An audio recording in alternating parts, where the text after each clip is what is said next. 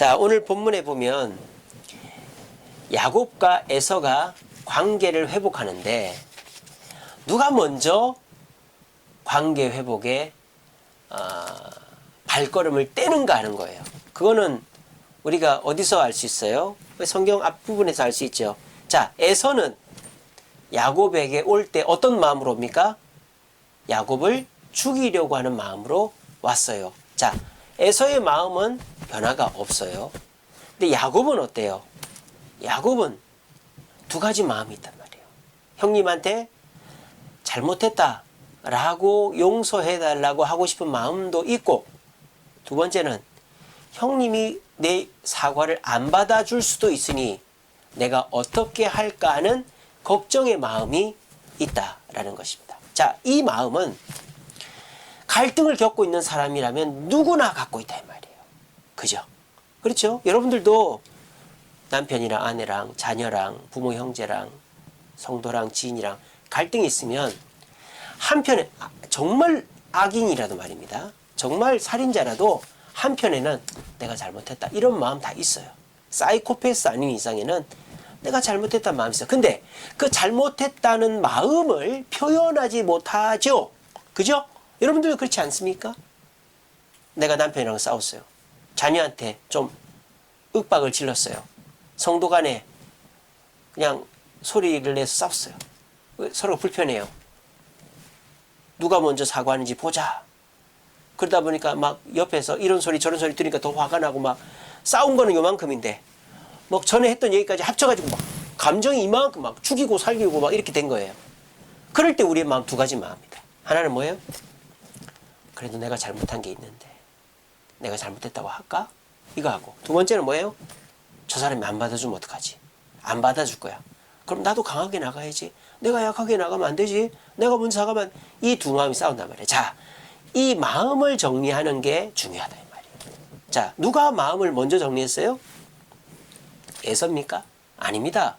에서는 아침까지도 아마 죽이려고 그랬을 거예요. 아마 제 생각에는 야곱의 얼굴을 보기 직전까지도 죽이려고 그랬을 거예요. 근데 누가 마음을 정리했죠? 야곱이 마음을 정리했어요. 자, 야곱은 그 마음을 어떻게 정리했습니까? 형님이 나를 죽일 수도 있다. 형님이 나를 용서하지 않을 수도 있다. 그 걱정의 마음을 어떻게 죽였냐 이 말입니다. 그 마음을 누구한테 맡겼다? 하나님께 맡겼다. 그게 뭐예요? 이 앞에 나오는 하나님과 야곱의 씨름 장면인 것입니다. 하나님이 나를 축복하지 않으면 나는 절대 하나님 보내지 않겠다. 그 야곱은 하나님 나에게 확신을 주세요. 내가 형님에게 죽지 않는다는 확신을 주시고 내 흔들리는 마음에 확신을 주세요라고 하나님을 의지했다라는 겁니다. 형님이 나를 살리고 죽이고 형님을 의지한 게 아니라 하나님을 의지했다 이 말입니다. 그랬더니 어떻게 됩니까? 하나님께서 네가 뭐 했다? 이겼다. 그래서 야곱의 이름이 뭐로 바뀌어요? 이스라엘로 바뀌는 거예요. 여기서 우리가 알 수 있는 게 뭐죠? 마음은 나도 어쩔 수가 없다. 그래서 관계를 회복할 때 제일 중요한 것은 뭐예요? 그 사람 얼굴 보기 전에 내 마음부터 정리하고 가야 된다. 이 힌트를 주는 사람이 누구예요? 요셉이죠. 자, 요셉이 형님들을 딱 만났어요. 그 형님들한테 베냐민 데리고 오시오. 그 베냐민을 형님들이 데리고 왔어요. 베냐민을 딱 보는 순간 눈물을 펑펑 흘리고 같이 밥을 먹고 베냐민만 남겨놓으려고 베냐민 자루에다가 자기 은잔을 넣었어요. 그리고 다시 불렀어요. 그때까지만 해도 요셉은 어떻게 합니까? 베냐민만 남겨놓고 형님들하고 아버지는 굶어 죽든 말든 다 내버려 두려고 그랬어요. 근데 그 마음에 두 마음이 있었다 이 말이에요. 첫 번째 마음은 다 죽든지 말든지 내버려 두고 베냐민만 내가 동생으로, 내 같은 어머니의 동생이니까 내가 챙겨야지. 그 마음 하나. 두 번째 마음 뭐예요? 형님들이 그래도 베냐민을 챙기는 거 보니까 그 나를 팔아버렸던 유다 형님이 베냐민은 자기를 대신해서 자기를 종으로 삼고 베냐민을 살리라는 거 보니까 형님들이 바뀐 것 같은데 형님들 용서해 줄까? 두 마음이 싸운 거예요. 자, 그런데 이때 요셉의 마음이 정리되게 된 거, 요셉이 형님들을 용서하게 된 것은 언제입니까? 나가서 울고 들어와 가지고 이제 마음속에 하나님 앞에서 그 마음을 내려놓은 거예요.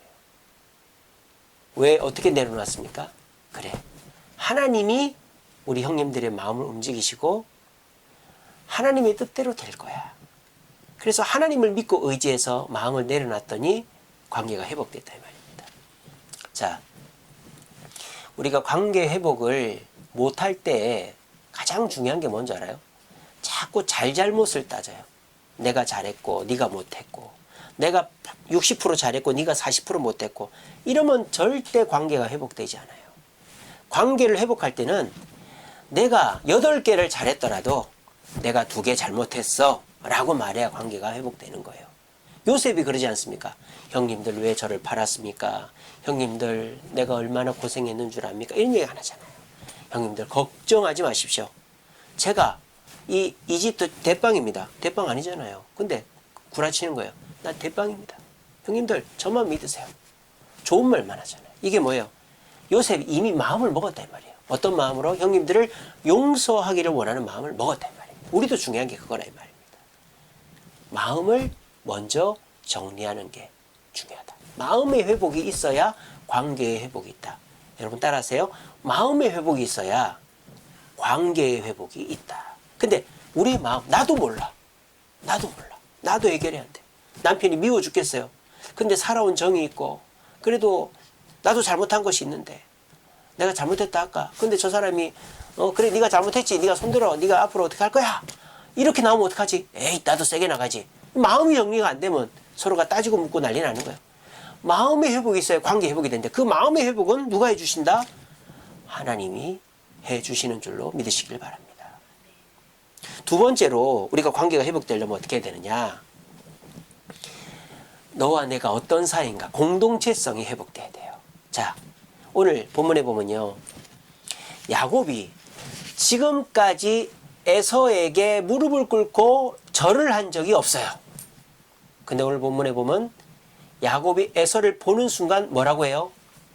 형님이라 그래요. 형님이라 그러고 에서에게 무릎을 꿇고 7번 절을 합니다. 7번 절을 했다는 거는 완전수죠. 완전수. 내가 완전히 당신 동생이다. 여러분 이게 왜 중요한 사건인지 아세요? 여러분 형님이 누구죠? 형님이 에서입니까? 이미 에서는 형님의 자격을 팔았잖아요. 야곱한테. 그리고 사실 에서와 야곱은 나이 차이가 없어요. 몇 분 차이예요. 몇 분 차이. 그러니까 누가 형이고 아우고 그런 거 없어요. 그러니까요, 이 야곱이 내가 지고 들어가면 안 되겠다, 그렇게 마음을 딱 먹었다면, 하나님께서 그 마음을 다스리지 않으셨다면 어떻게 되는 거예요? 에서 저번에 나한테 팥죽에 장자권 팔았지? 에서 잘 있었어? 나 이렇게 돈도 많고 자식도 많아. 어떡할 건데? 다 죽일 거야? 아버지 살아 계신데, 아버지 계신 데서 우리 한번 같이 죽어볼까? 이렇게 하면은 이게 안 된다 이 말이에요. 그러면 에서가 흠칫 놀라면서 돌아는 갈지 몰라도 관계는 회복이 안 된다 이 말입니다. 이때 중요한 게 뭡니까? 야곱이 저 사람이 누구다라는 것을 얼른 깨달은 거예요. 누구다? 형님이다, 형님. 저는요 이렇게 생각합니다. 에서는 야곱을 죽일 마음으로 왔어요. 400명을 데리고 왔어요. 그리고 그 마음은 변하지 않았어요. 야곱은 자기가 형님께 사과하고 싶은 마음도 있었고, 형님이 안 받아줄까봐 도망치든지 아니면 형님과 싸우든지 그런 마음이 있었을 거예요. 두 마음이 싸웠을 거예요. 근데 하나님과 씨름하면서 하나님을 의지하고, 하나님 네가 이겼다라고 인정해 주자 야곱은 이미 형님을 형님으로 부르고 사과할 마음을 품고 간 겁니다. 자, 그럼 에서는 오늘 본문에 보면 에서가 어떻게 합니까? 이놈의 자식이 하다가 하는 게 아니에요. 야곱과 똑같아요. 부둥켜 안고 울었다 그랬어요. 자, 그러면 에서의 마음이 바뀐 때가 언제일까요? 에서의 마음이 바뀐 때가, 저는 두 가지 이유라고 봐요. 첫째는 야곱의 표정, 야곱의 모습이라고 봅니다. 20년 만에 나타난 야곱. 20년 전에는 그렇게 젊고 어려 보이고 생생해 보였던 야곱이 20년 동안 무슨 고생을 했는지 머리도 휘어지고, 왜냐하면 야곱이 도망갈 때가 70세가 넘었으니까 90살 노인이 됐잖아요. 그리고 이 야곱이 이제 고생을 많이 한 거예요. 그걸 보는 순간 이 에서의 마음 무너지는 거죠. 그리고 에서가 야곱을 가만히 보니까 살기가 등등하다든지 기세가 등등하다든지 뭐 그런 게 아니라 정말 미안해서 어쩔 수 없는 그 모습으로 온단 말이에요. 그러니까 이 에서가 야곱을 죽이러 간다는 걸 야곱도 알고 있다는 거 아마 알았을 거예요. 근데 에서는 저놈도 아마 강하게 나오겠지? 그렇게 생각했는데 막상 가보니까 이 20년 동안 고생한 그 모습에다가, 그리고 형님 앞에 예의를 갖추는 모습으로 오니까 흠칫 놀랐을 거예요. 자, 흠칫 놀라는 것만으로 변하진 않죠. 저는 그 놀람에 누가 역사하셨다? 하나님이 역사하셨다. 하나님이 역사하셨다. 그래서 에서의 마음이 움직였다. 그리고 그 에서의 마음이 움직인 거에 정점을 찍는 게 뭐예요? 형님! 여러분, 이 말이 얼마나 감동적인 말이에요. 이미 장자권을 팔아먹고 축복권까지 다 빼앗아 갔던 야곱이 에서에게, 빈껍데기 에서에게 형님이라고 불러줬어요. 그리고 7번 절을 했습니다. 이게 뭐예요? 에서와 야곱 사이에 해묵은 감정, 잘잘못을 따지는 게 아니라 저 사람과 내가 어떤 사이인가, 공동체성을 회복하니까 상대방의 마음이 녹아지더라 하는 것입니다. 남편이 왼수고 자식이 왼수고 또 성도들이 내 마음 같지 않고, 그렇죠? 형제간에 부모님이 살아온 세월 동안에 서로가 서로에게 상처 입힌 것들이 많잖아요. 근데요, 서로가 서로를 볼 때에 내가 먼저 화난 표정으로 또는 미안한 표정으로 그런 모습으로 다가가서 첫 마디가 여보, 형님, 동생, 집사님 그렇게 부를 때 누가 역사하신다? 하나님이 역사하시는 줄로 믿으시기 바랍니다. 여러분, 제 말대로 한번 해보세요. 여러분들 지금까지 관계를 회복하려고 간다고 허리 딱 펴고 어깨 딱 펴고 이렇게 딱 깔보면서 말이죠. 나는 잘못한 거 없으니 너 잘못한 거 얘기해봐. 그리고 형님이라고도 안 해. 누나라고도 안 해. 야. 남편한테도 야. 아내한테도 이년아. 그러면 그거는 싸우자는 거죠. 관계를 회복하자는 게 아니에요. 근데 한번 제가 시킨 데 해보세요.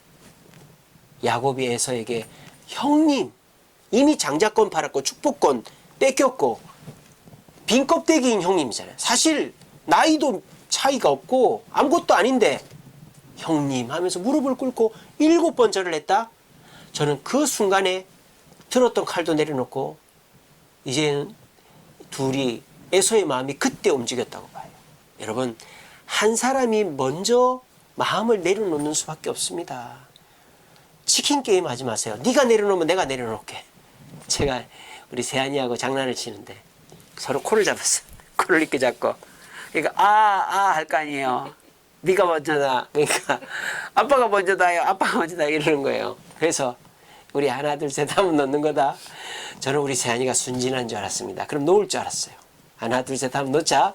하나 둘 셋. 아무도 안 나. 아무도 안 나.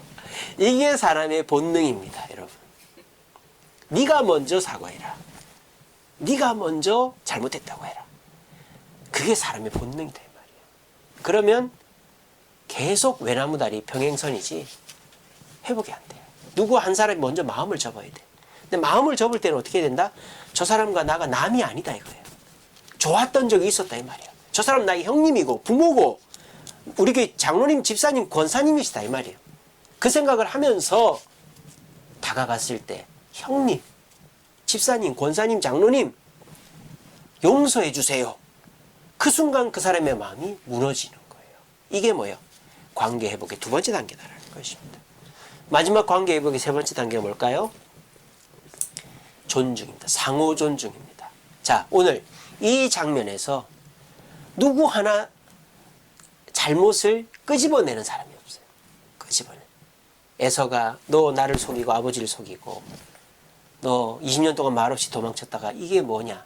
야곱도 형님 이방 여인이랑 결혼하고 말이죠. 형님 뭐 율법도 잘 안 지키고 말이죠.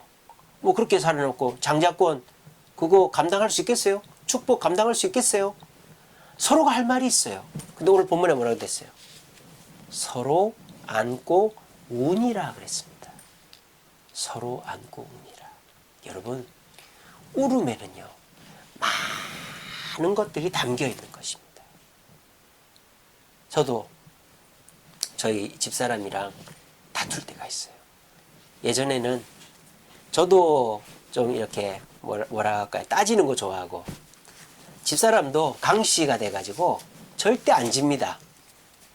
그러니까 강하게 나가면 강하게 나갈수록 더 강해지는 다이아몬드 같은 사람. 아무리 이렇게 해도 절대 안 부서져요. 그래서 신혼 때 엄청 싸웠죠. 근데 제가 한 가지 깨달은 게 뭔지 아세요? 말로, 설명으로, 논리로 풀려고 하면 안 풀리는 게 더 많더라는 거예요.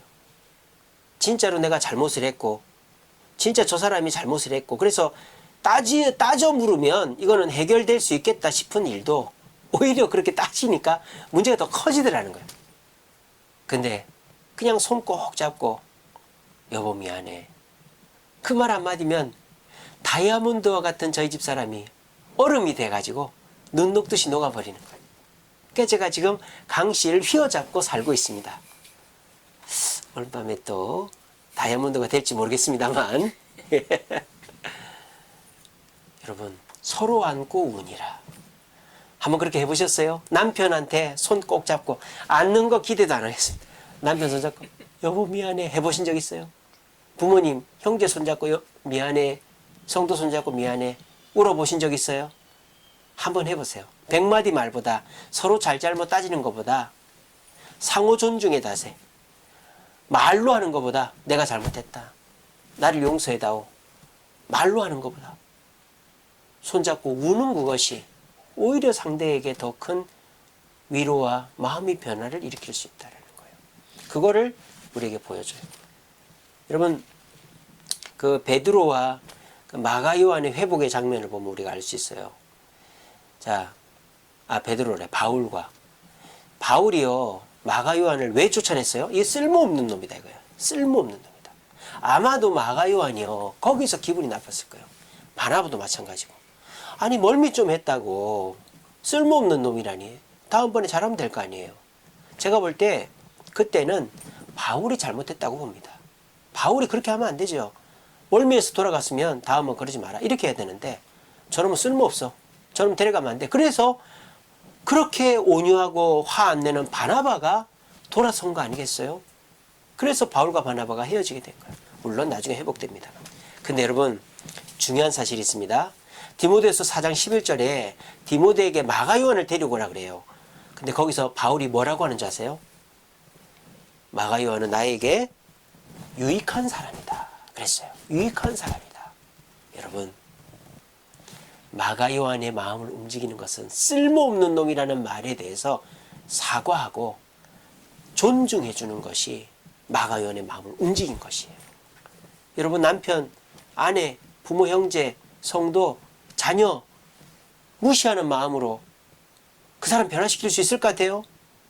잘못된 거 지적하면 변화될 것 같아요? 절대 안 됩니다. 여러분 거리에서 구걸하시는 분들, 노숙 하시는 분들이요 제일 싫어하는 게 뭔지 아세요? 그냥 주는 거나 먹고 사세요. 이거 제일 싫어합니다. 당신도 자립할 수 있다. 당신도 다시 시작할 수 있다. 그래서 그 사람이 사람으로서 존중받는 거를 제일 좋아합니다. 그래서 제가 장애우들 이렇게 섬겨보면 뭐 다 씻겨주고 먹여주고 밀어주고 이런 거 안 좋아해요. 그냥 할 수 있는 거는 하게 놔두고 부탁하는 것만 해주는 거를 좋아합니다. 자기를 인간 취급해준다 이 말이죠. 존중의 자세가 있을 때 관계는 회복된다는 거. 오늘 세 가지 말씀드렸습니다. 여러분 이거 한번 해보십시오. 정말 중요한 일입니다. 오늘날 많이들 싸워요. 얼마나 싸우는지 몰라요. 근데 소리 없이 싸워요.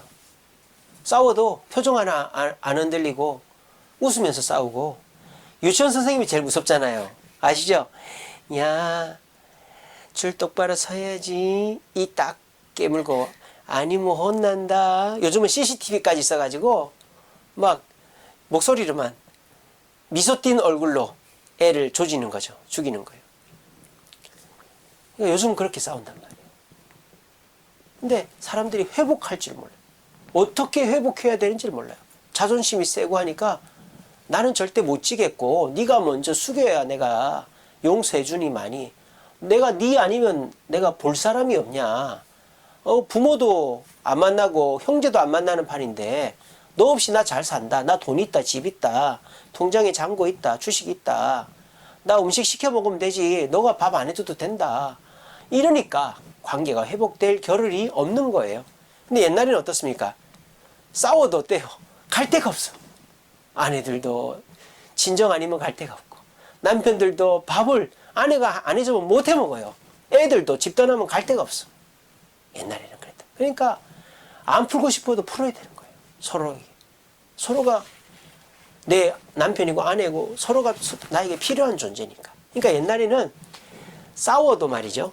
싸움을 잘 풀었다 이 말이에요. 그러니까 많이 싸워도 그 관계가 깨지지 않는다. 그러니까 싸우면서 정든다.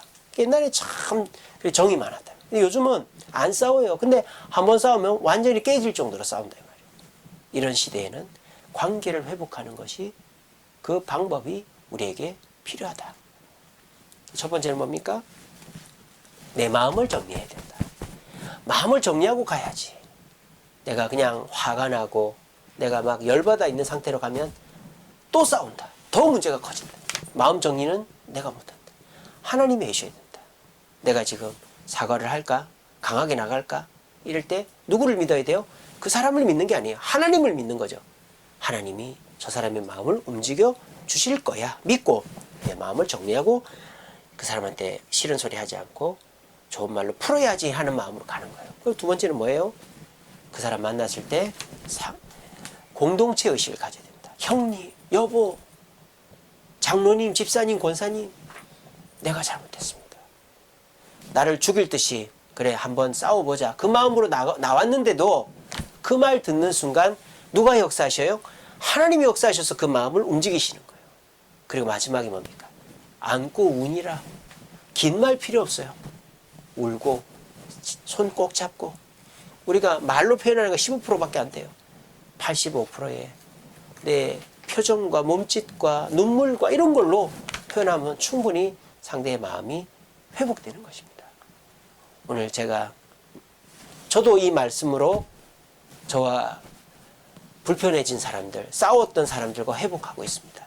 저도 지난 주간에, 그 지난 주간에도 제가 실수하고 제가 잘못한 부분이 있어서 사과하고 용서해달라고 하고, 그래서 관계가 회복됐어요. 저도 그렇게 하면서 살지, 저도 성격이 참 다혈질적이고 나쁜 구석이 많아서 이게 욱하면은 제가 실수를 할 때가 많습니다. 그럴 때 잘못 따지면 절대 관계가 회복이 안 돼요. 제가 오늘 이 설교 준비한 대로 저는 그렇게 실천하려고 애를 쓰고 있습니다. 하나님께 먼저 기도해서 내 마음을 정리하고, 상대방이 나와 어떤 관계인가, 내 부인 아닌가, 내 자녀 아닌가, 우리 교회 장로님 아닌가, 집사님 아닌가, 권사님 아닌가, 내 부모, 형제 아닌가, 그런 마음을 갖고 손을 꼭 잡고 또는 눈물을 흘리면서 잘못했습니다. 한 번만 용서했어요. 그러면 여러분 보세요. 마더 테레사 수녀가 그랬어요. 사랑의 반대말은 미움이 아니라 그랬어요. 무관심이라 그랬어요. 여러분, 미움은요, 약간의 노력만 하면은 사랑으로 바뀝니다. 근데 무관심은 아무리 노력을 해도 안 바뀌어요. 미움에 오늘 관계를 회복하는 이 세 가지 양념만 더하면 그거는 사랑이 되는 거예요. 여러분, 여러분들의 깨어진 관계들 그대로 두면 돈이 무슨 소용이며, 진수성찬이 무슨 소용이며, 성공이 무슨 소용. 밖에서 아무리 성공해요. 집에 가가지고 마누라하고 등 돌리고 자고, 애들하고 말 한마디 안 하고 그게 무슨 소용이에요? 무슨 성공이에요? 집에서 불편하고 부모랑 불편하고 명절날 갈 데 없고 교회 와서 불편하고 그게 무슨 성공이에요? 진짜 성공은 내가 다른 거 잘 못해도 집안이 편안하고 부모와 형제가 편안하고 교회에서 편안하게 지내는 것입니다. 그것은 다르게 되는 것이 아니라 우리가 이 에서와 야곱의 관계처럼 관계를 회복하는 거예요. 부디 오늘 말씀처럼 하나님께 마음을 맡겨서 하나님을 믿음으로 마음을 먼저 내려놓고 그리고 상대방이 나와 어떤 관계인지 공동체성을 생각하면서 울고 손을 꼭 잡고 하면서 상호 존중의 자세로 관계를 회복하려고 노력하심으로 우리 모두가 관계가 회복되어지고 외나무 다리가 없어지고 모두와 평화해서 자, 싸우는 거는 어쩔 수 없어요. 하지만 그 싸움을 잘 풀면 되는 거예요. 그 싸움을 잘 풀어서 우리 모두 지혜롭게 이 세상 모두와 평화하며 살아가는 저와 여러분들 되시기를 간절히 바랍니다. 말씀 맺겠습니다. 여러분 로마서 12장 11절 말씀 아주 유명한 말씀이죠. 열심을 품고 주를 섬겨라. 로마서 12장 11절 말씀입니다. 근데 여러분 놀라운 사실은 그 앞쪽에 뭐라고 되어 있는지 아세요? 로마서 12장 10절에 형제를 사랑하고 존경하라 그렇게 되어 있어요. 형제를 사랑하고 존경하고 난 다음에 열심을 품고 나를 섬기라. 이게 주님의 뜻입니다. 우리 주님 뭐라 했습니까? 형제와 다툰 일이 있거든 먼저 화해하고 와서 예배드리라 그랬거든요.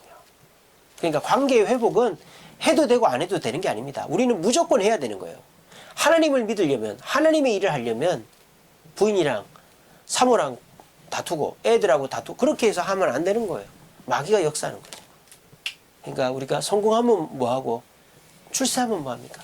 관계가 깨어지는데 우리 주님도 나를 위해 열심히 일하려면 먼저 수신제가를 잘해라.